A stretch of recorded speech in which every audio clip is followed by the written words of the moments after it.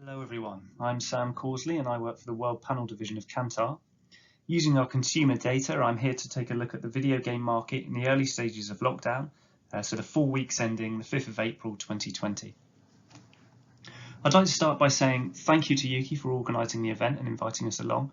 And I'd also like to say I hope you're all keeping healthy and safe and of course playing lots of video games. So, how do we collect our data? We're a consumer panel of 15,000 individuals aged between 16 and 79, and those panelists record all entertainment purchases made each month. The 15,000 panelists are selected to demographically match Great Britain and are then weighted up to match the total population. This, in essence, gives us a picture of purchase behaviour in Great Britain. So, just a few things to clarify before we move into the presentation proper. This presentation focuses on console titles only, so excludes anything purchased for the PC. This is looking at full games only, so excludes any expansion packs, DLC or in-game purchases. And this is a look at games purchased new, so excludes pre-owned sales and purchases. We look at the market principally in terms of spend, so free-to-play games such as Fortnite and PUBG will be excluded. So again, this data is full week ending the 5th of April 2020, so includes only the first few weeks of lockdown. Moving into lockdown, I'm sure we all heard anecdotally that video game sales were up.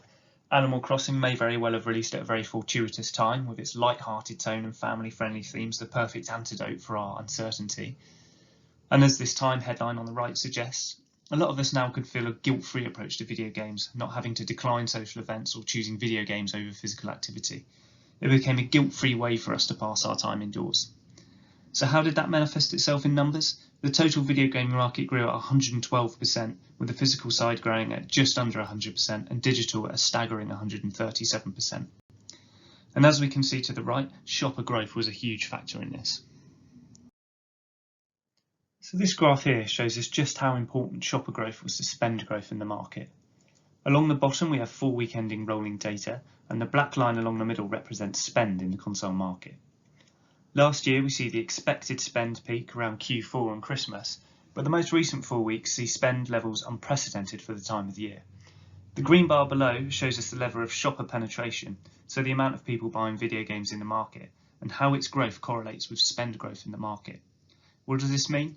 It means spend is being driven not by the average gamer buying more titles, but a higher number of people interacting with video games than you would expect to see at this time of year. So, how have people's purchasing habits been affected? One thing we've noticed that a lot of you might have predicted is that we've seen spend shift towards digital games. The graph below compares the spend of digital games over the course of the year on the left, and then we compare it with digital spend in the early stages of lockdown on the right. We see a discernible shift, with digital games getting closer to parity with the physical market, accounting for 44% of spend.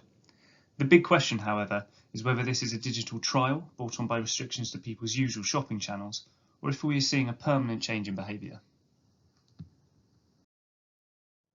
We're also seeing a change behind the reasons people are purchasing games.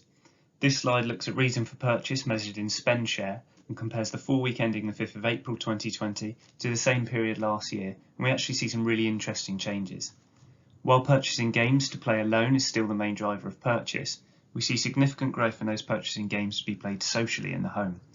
This represents a fantastic opportunity for offline multiplayer games, for big titles such as Mario Kart and Smash Brothers, but also for smaller indie titles such as Overcooked and Don't Starve Together. And thinking again about lower priced indie titles, a further opportunity exists as we see volume share increase in titles under £10. Comparing the early stages of lockdown to the yearly average, we see titles under £10 increase to almost a third of share, along with a share increase for titles sitting in that AAA bracket between £40 and £50. Another thing we can look at is how much each console's titles account for in terms of market share. Looking specifically at the current generation of consoles, we can see over the last year, PlayStation and Xbox titles accounted for the largest shares of spend. Moving into lockdown, however, Nintendo Switch titles dominate the market, accounting for almost half of all spend. The release of Animal Crossing will have had a significant impact, but this is also to be coupled with the fact that we saw a substantial increase in the penetration of Switch consoles on Black Friday and across Q4, as well as a drive in Switch console sales as we came into lockdown, with many retailers finding their stocks of the console sold out. One of the big questions that has arisen from the increase in shoppers during the lockdown is how many of these shoppers are new to gaming, and is the lockdown bringing a new demographic of shopper to the market? Our early look shows that over 1 in 10 shoppers purchasing video games over the past 4 weeks hadn't purchased a video game in the last 2 years. We can then focus on these new shoppers and compare them to the average shopper over the past year and recognise some of the key demographic and purchase behaviour differences. They're significantly more female, with almost half of spend coming from females.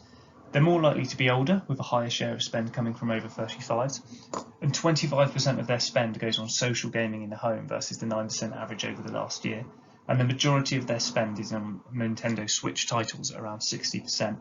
So I think interestingly we do see a new type of shopper entering the market in lockdown.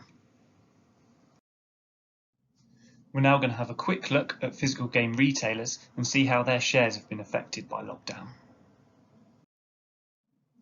In this slide, we compare retailer shares over the last year to their share in the early stages of lockdown. Amazon, despite deprioritising video games, saw their share remain static in the first few weeks, while Argos seemed to have benefited from allowing collections from stores located in Sainsbury's, along with continued success online. As a whole, the grocers suffered, with shoppers prioritising essential items in those first few weeks, but smaller internet independents have grown their share, with many able to provide a continuity of service during lockdown, Shop2 being a particular example. So this probably comes as no surprise, but we saw the share of physical games purchased online vastly grow. In the last year, the high street took the majority of spend, but moving into lockdown, online channels took 2/3 of all spend. With many high street retailers having to close, this switch to online channels may not come as a huge surprise, but the question is, does this signify a change in behaviour moving forward if shoppers were satisfied with their experience? And now we take a quick look at console digital game retailers. In terms of the big three, Nintendo Store saw their retailer share grow strongly when you compare their share in early lockdown versus their yearly average. Again, the release of Animal Crossing will be a contributing factor, along with the rising console penetration over the last 6 months. For PlayStation, their share of the market remains stable, but for Xbox and Microsoft Store, we see a substantial share decline. So that concludes the presentation, but just let me take you through some of the key learnings from the deck. Both digital and physical games contribute to strong growth, with the video game market growing at 112% in the last 4 weeks to the 5th of April 2020. Digital sees strong growth, now accounting for 44% of spend in the last 4 weeks. Switch titles take the lion's share of market spend and account for almost half the spend in the console market in these early stages of lockdown. Of these new shoppers, over 1 in 10 shoppers are completely new to the games market and are of a distinctly different demographic, with 45% of them being female versus a 29% annual average. And online shopping now accounts for the majority of spend.